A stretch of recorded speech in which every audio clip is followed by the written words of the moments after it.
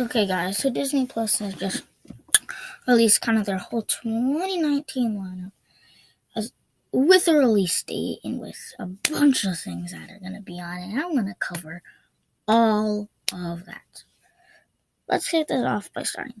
When is it coming out? Well, it's coming out on November 12th, 2019. So, yeah, we got a long ways to go.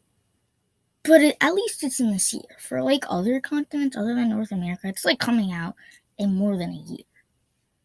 So just be thankful that I'm in North America. But, again, some viewers, I don't really know where you live. So you might not be getting it exactly on November 12th. You might be getting it later.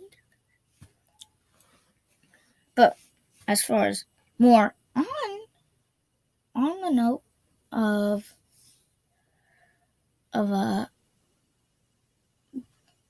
Disney Plus, what's going to be on? Well, I'm going to cover is Star Wars.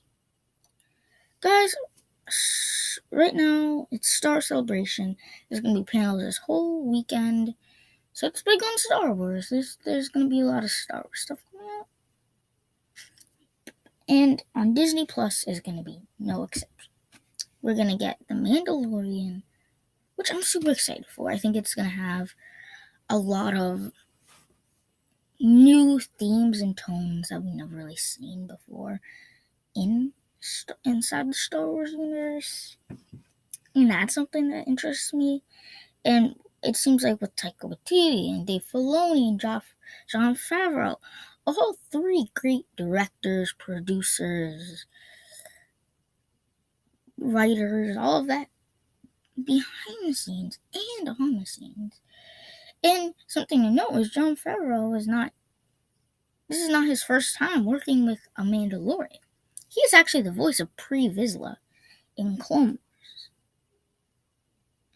So he's not coming at this show completely blind. In addition to Dave Filoni directed the Clone Wars, so Jon Favreau and Dave Filoni have connections, and Dave Filoni is directing the first episode. Right there. So yeah.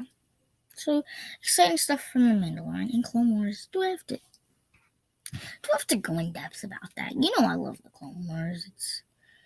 It's just a perfectly made show, man. Not every episode's perfect. That's not my point. But it is pretty perfect. There is a lot of perfect episodes that are just perfect to the T. But anyways, that's Clone Wars. And that's on top of all the new stuff. Every single movie will be on there, including, I think, the Clone Wars movie and the TV show. I'm pretty in the dark about season 6, but with Disney, they probably want season 6. I'm pretty sure about that, in the sense that they could be. Yeah.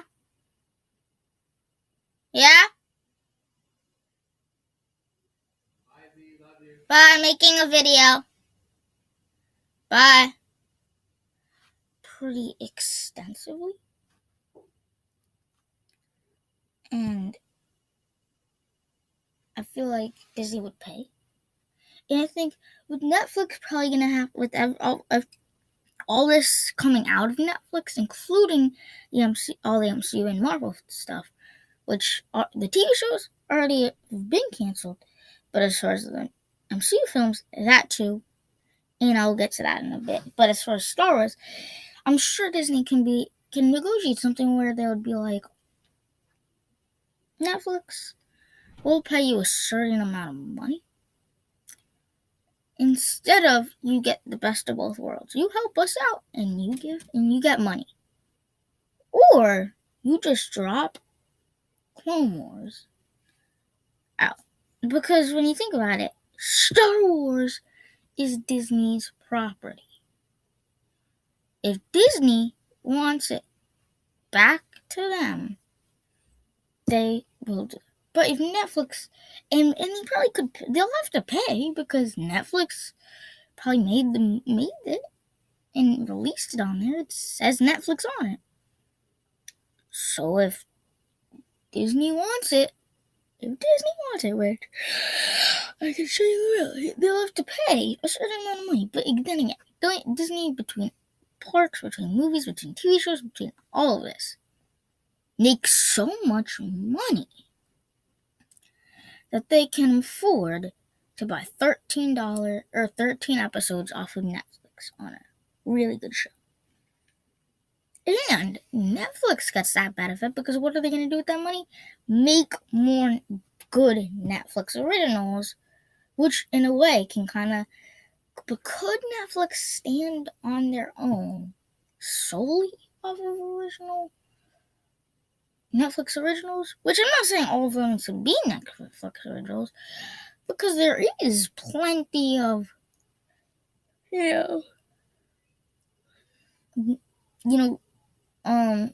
theatrically released movies that aren't Netflix, and aren't Netflix originals, and aren't Disney. But with Disney owning so much stuff, that's where you run into trouble, is you aren't sure about that. So that's for Clone Wars. Then the Cassian Andor and K2SO show. I've already talked about it, and I enjoy Cassian Andor in Rogue One. And of course, K2SO is so funny and great companion. Not as good as, obviously, Han and Chewie, but a pretty great pair in, like, the modern Disney Star Wars age. But, so that's that. But, moving forward, up next, we're gonna talk about Marvel, the MCU, and other Marvel stuff. So before we get to the MCU, I'm gonna talk to you about this new What If series. Not in the MCU, but basing it on events in the MCU. For example, it could be something, well, we don't really know the exact specs, but it could take different ideas of, what if Ultron worked? Or what if Loki got Thor's hammer? What if Jane became Thor and Thor was in Jane's position? Or if Jane was in Thor's position? So stuff like that, or just what if scenarios, kind of like the comics, and just making it animated. I mean, it would be kind of cool if they had the style of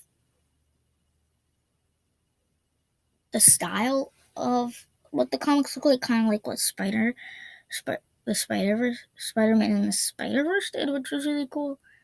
But it's not the same style of animation, so I don't really know.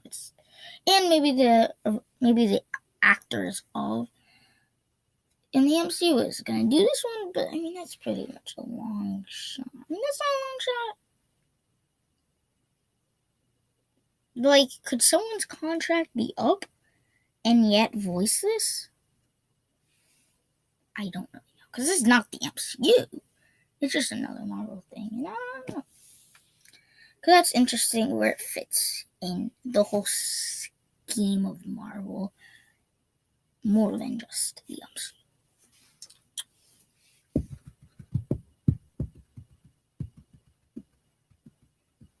Okay, so but up next, getting into the MCU, we're gonna get a Wanda and Vision show. Interesting, it's not called Scarlet Witch and Vision, just Wanda and Vision. Which is, I mean, it's fine. Like, some of this stuff is not just gonna appear on November 12th. Some stuff are coming out later, and so maybe this is, because I don't really know how far in shooting it is. I don't know how far in any of this, it is.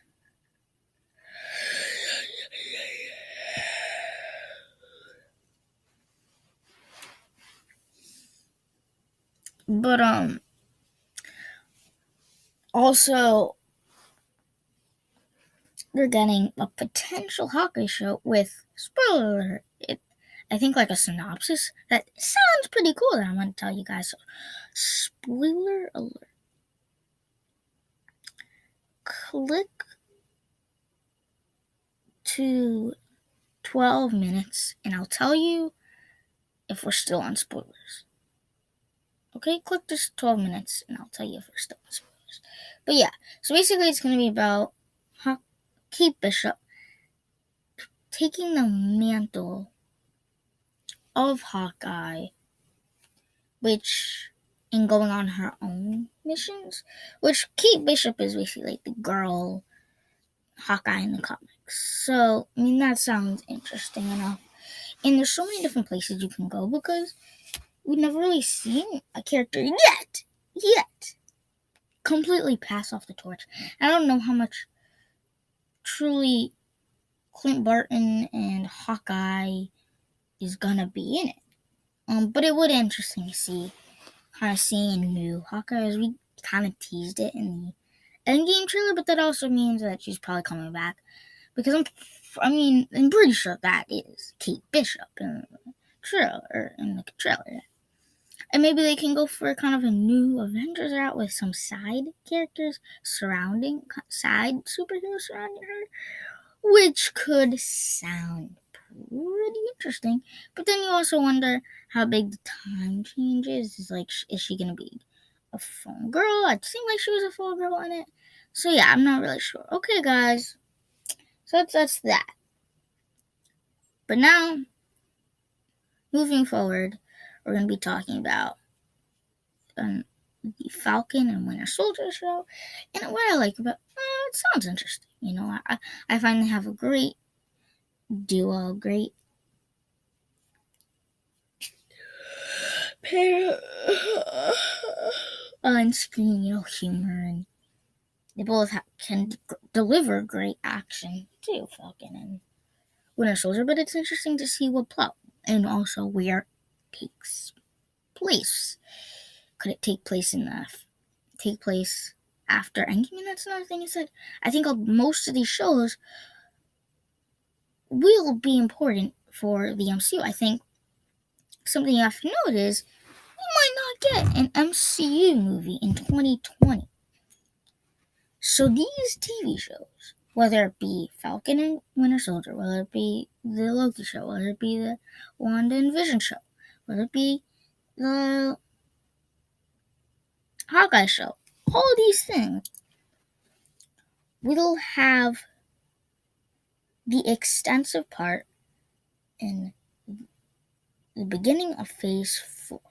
Whether it takes place in the past, whether it takes place in the future, not like future like there, but present 2019, or whether it does take place far in the future. I don't know any of this except who's gonna be in it. Well, except the main cast. I don't know any of the supporting cast. But then you get the Loki show. And that's interesting. But what's the context of it? I like Loki and I like what they could do with it. But he's dead. In the current MCU, he's dead. Pre-Endgame, Loki is dead. So what does that mean? Right off the bat, if you don't think twice about this, then yeah, you'd assume it probably would be prequel. I would like to see, maybe it was Loki growing up and only Tom Hiddleston is the voiceover, like kind of narrating it, which could be what they're doing. Or he could survive and come back from Endgame, but I don't really want that, in a sense. I'll tell you why. It's because his death it was so surreal. Like, I couldn't even, in like a weird way. It's like I couldn't even believe they're killing him off in like the first 15 minutes. But that death was pretty emotional in so many ways because you got to follow Loki a lot. So it was kind of that first death, in the whole MCU with a few others in this movie to come. That kind of pulled my heartstrings out because I cared about Loki. Find another, like, throughout, before Infinity War, find another character who truly died and you truly cared for them. And they didn't just appear back. They didn't just come back. And number one, two, I mean, it seems like something Loki could easily pull off, but he's done that whole big act of, hey, you thought you killed me. Nope. One other time in Thor: The Dark World, and I didn't really enjoy that because I thought his death was good in that film, and at that point, literally was the best moment in the whole film. Only to figure out he's alive, I was happy because I like Loki, but it ruined it. Probably emotional punch, and you can never look at that scene away again. So I don't really want him to survive. I don't want him to come back in the present. No. So I want it to be in the past. If you tell me Kid Loki, I'll be fine. Kid Loki could be interesting in seeing how his guilt and stuff during Asgard, or maybe you could see him at Asgard. I don't know. At Asgard, maybe you see him do stuff, and Tom Hiddleston is going to be the lead. So just calling it a Loki TV show leaves the door so open, while adds so many questions. And then you got a few other side things. There's going to be a Phineas and Ferb movie in the whole series is going to be in there. I know my brother, he loves Phineas and Ferb, and he has like a Perry and a Sum Perry. And I have a platypus and I named him a Zacopus for obvious reasons. But so yeah, that would be interesting whole new movie. And I mean, I thought the Star Wars special was good, and I thought there was like 2 other movies. So yeah, that sounds interesting. Then you got like a few behind the scenes of Frozen 2, which could be interesting for one thing, and for another thing, you got what else do you got? Oh yes. You got behind the scenes of Animal Kingdom and the Sea Adventures at Epcot. Then you got a Forky comedy show. Oh, that's good. I'd tune in. And then like kind of Bo Peep telling a Bo Peep like spin-off show or something like that where she's telling Woody what he's been up to since Toy Story 3 or Toy Story 2, whenever she left. I think that's when it takes place. Or maybe that's like after Toy Story 4 and then she's telling him so basically the end of Toy Story 4, and then she's telling him what she's been up to since she left. Which I don't remember if she's in Toy Story 3. I think she left in Toy Story 2. But we didn't see it left. She just like they explained to us and something happened off screen and she left then. But I think we'll get an answer to that. In Toy Story 4 is why she left. So maybe they knew this whole time they were gonna make a Toy Story 4, and that's why they didn't show it, because I wanted to save it for an emotional moment in Toy Story 4. But Toy Story 2 came out in 1999, which is, if you do the math, which I am, 30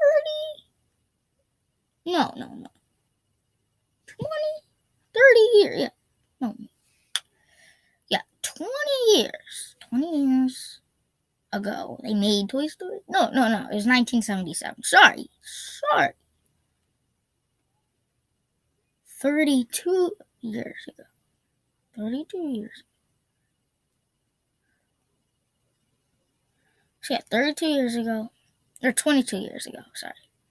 They made Toy Story 2 with the knowledge that they were going to make a Toy Story 4. I don't know. But that would be pretty convenient. And maybe they did that. Maybe they made Toy Story 4 off of a complaint of Toy Story 2. So it was the opposite. They made Toy Story 4 because of Toy Story 2, or maybe so I think that. Oh, and then a few other shows, and then they're gonna have all the Disney animated, all the Disney live action, including a new Tramp. What's it called? Tramp and the Crayon. I don't know. The dog show, including all the Disney animation, all the Pixar, including those other Pixar spin-offs, and all the other Pixar and Disney shorts. So there's gonna be something for all of us on Disney Plus. Oh, and it's gonna be, I think, $6.99 per month, $69.99 annual, but that price will likely come up, I should say, after probably 2019. And they probably want you to buy it and get invested, and you'll have no choice but to pay extra. So yeah, that's my thoughts about the new Disney Plus. I'm super excited. November 12th. Gonna be a big holiday season. Stay tuned for more videos coming right at you.